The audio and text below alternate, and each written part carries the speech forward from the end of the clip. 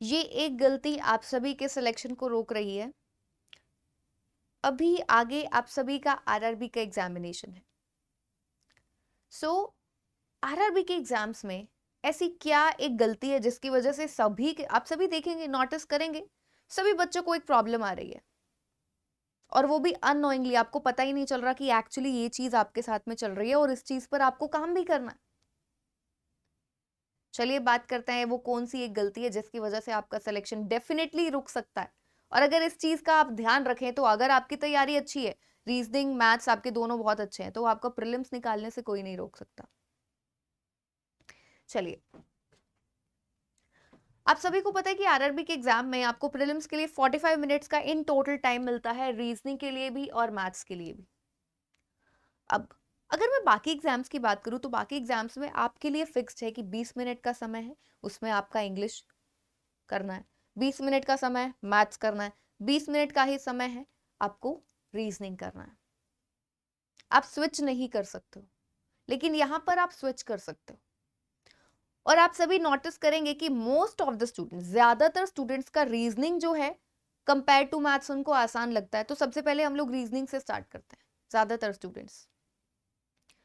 अब गलती यहां पर होती है, रीजनिंग आपने स्टार्ट तो कर दिया, लेकिन तब तक लगे रहते हैं जब तक कि हमारे 40 क्वेश्चंस पूरे ना हो जाए। देखो, पेपर आसान आता है, 40 क्वेश्चंस होना कोई बड़ी बात नहीं है, हर कोई बना सकता है, लेकिन 40 क्वेश्चंस नहीं बनाने हैं तुम्हें, तुमको टाइम का ध्यान रखना है। टोटल 45 मिनट्स हैं, हमको आदत है कि 20 मिनट का जैसे टाइमर चल रहा है अपने आप नहीं स्विच हो जाएगा। अगर तुमको 23 मिनट हो गए, 24 मिनट हो गए, तुम्हारे 35 क्वेश्चन हुए हैं, उसके बाद में भी तुम ये सोच रहे हो कि हाँ 5 क्वेश्चंस जो रह गए हैं मैं पहले रीजनिंग के कर लूं, उसके बाद में जाऊंगा मैथ्स पर, नहीं।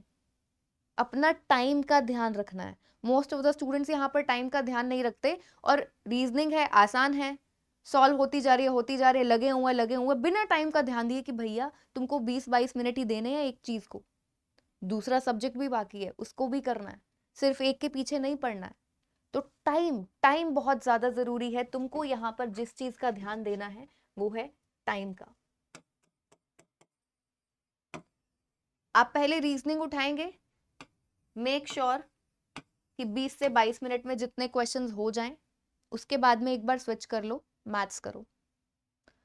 वो करते करते तुम्हारे पास टाइम बचता है, अगर कुछ रीजनिंग के क्वेश्चंस बचे हैं उनको कर लो, मैथ्स के कुछ बचे हैं जैसे भी, लेकिन स्विच जरूर करना है 22 मिनट के बाद में। अगर तुम इसको थोड़ा सा और आगे ले गए ना, 30 मिनट तक, 30 मिनट में तुम्हारे सारे के सारे क्वेश्चंस हो गए 40 के 40 आरआरबी पीओ के पेपर में, क्या फायदा 15 मिनट बचे सिर्फ मैथ्स के लिए। ठीक है, कट ऑफ आपको सभी को पता है कि बहुत हाई जाती है, पेपर आसान आता है, लेकिन टाइम का तुमको ध्यान रखना है, और ये आदत अभी से डालोगे तभी बात बनेगी उस टाइम पर। अगर अभी से तुमको, मुझे पता है बहुत सारे बच्चे ये कमेंट्स कर रहे होते हैं, मैम की टाइम नहीं हो पा रहा है मैनेज, टाइम नहीं मैनेज हो पा रहा है। वो तो तुमको अभी से आदत डालनी पड़ेगी, टाइम को मैनेज करना पड़ेगा, ध्यान रखना पड़ेगा कि तुम्हारे जैसे ही 20 से 25 क्वेश्चन हुए, एक बार नजर मार लो कि भैया टाइम कितना हुआ है। ठीक है, नजर मार लो कि कितना टाइम हो गया है, कहीं तुम्हारे 25 मिनट तो नहीं हो गए हैं, कहीं 30 मिनट तो नहीं हो गए हैं। तो जैसे ही तुमने 20 से 25 क्वेश्चंस किए स्टार्टिंग के, उसके बाद में लगभग इतना ही टाइम होगा, ज्यादा नहीं होगा। तो you have to keep checking. ऐसा भी नहीं कि एक क्वेश्चन किया टाइम चेक किया, एक क्वेश्चन किया टाइम चेक किया, अपनी स्पीड का तो तुम्हें पता ही है। तो इसीलिए पहले से बोल रही हूं आदत डालने के लिए, ताकि एग्जाम के टाइम पर तुमको बिल्कुल भी दिक्कत ना हो ये टाइम मैनेज करने में। अभी से सीखोगे टाइम कैसे मैनेज करना है, मुझे 20 से 22 मिनट देने हैं रीजनिंग के सेक्शन को, या पहले आपको जो भी अटेम्प्ट करना है उसको 20 से 22 मिनट ही देने हैं, ज्यादा समय मत देना। तो फिर आधी से ज्यादा टेंशन तो ये हो जाएगी, अरे इसमें मेरा इतना टाइम निकल गया, अब मेरे पास बहुत कम समय बचा है दूसरे सेक्शन के लिए, अरे मैं क्या करूंगा। टाइम को मैनेज करना है, आपको ही मैनेज करना है, खुद से ही करना है। बस आपको मैंने एक चीज बता दी है कि 20 से 22 मिनट के बाद में स्विच जरूर करना है। ऐसा नहीं कि एक के ही पीछे पड़ जाओ, मैं 40 के 40 क्वेश्चन कंप्लीट करके तभी आगे मूव ऑन करूंगा, नहीं।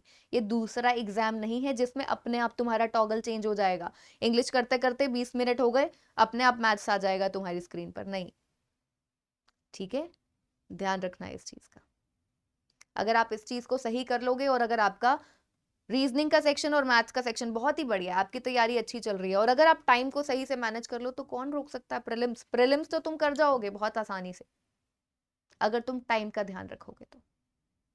ठीक है, तो मिलते हैं हम लोग नेक्स्ट सेशन में। एक चीज आपको ध्यान रखनी है, गुरुकुल कोर्स आ रहा है मेरा 8 तारीख से 20 तारीख से आ रहा है, मेंस एक्सट्रीम, इसी महीने जून में। ठीक है, तो जिस भी बच्चे ने एनरोल करना है प्लीज जल्दी से एनरोल कर लीजिए क्योंकि 8 तारीख आ गई है।